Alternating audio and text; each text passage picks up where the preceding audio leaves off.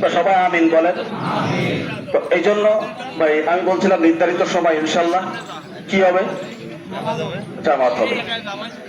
আমি নিয়তটা বলে দিই, অতিরিক্ত 6 ঈদ উল ফিতরের 2 রাকাত ওয়াজিব নামাজ, আমি ঈদ উল ফিতরের 2 রাকাত ওয়াজিব নামাজ অতিরিক্ত 6 তাকবীরের সহিত এই ইমাম সাহেবের পিছনে কোন দিক থেকে আদায় করতেছি।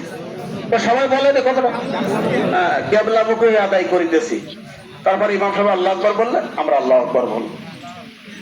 আর কোন কোন ইসের লেগে তো সহজ নিয়ত তো আমরা জানি, বাংলায় করলাম, ইমাম সাহেব যে নামাজ পড়বে আমিও সেই নামাজ পড়বো, শটে ঘটে সেই বেলা তা হোক, কিন্তু এইভাবে নামাজটা ইনশাল্লাহ। তো প্রথম আল্লাহু আকবার বলতে যাওয়ার আগে 3টা তাকবীর দেবে, আল্লাহু আকবার, আল্লাহু আকবার, আল্লাহু আকবার, 3 তাকবীর দাঁড়াই দেবে, 4র্থ নম্বর তাকবীর দিয়ে রুকুই চলে যাবে।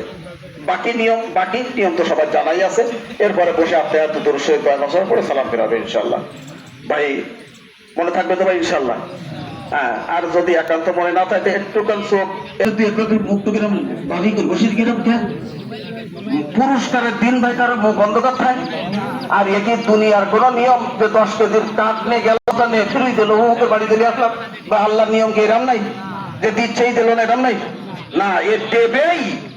কে শব্দটা বলেন ভাই, সবাই বলেন ভাই, দেবেই। এই জন্য সেই নিয়েতে বসেন ইনশাল্লাহ। সবাই হয়ে গেছে, এখন আরো সর্বজন নামাজ পড়াবেন ইনশাল্লাহ। আল্লাহ কবুল করবে, আমিন বলেন ভাই। চুপ।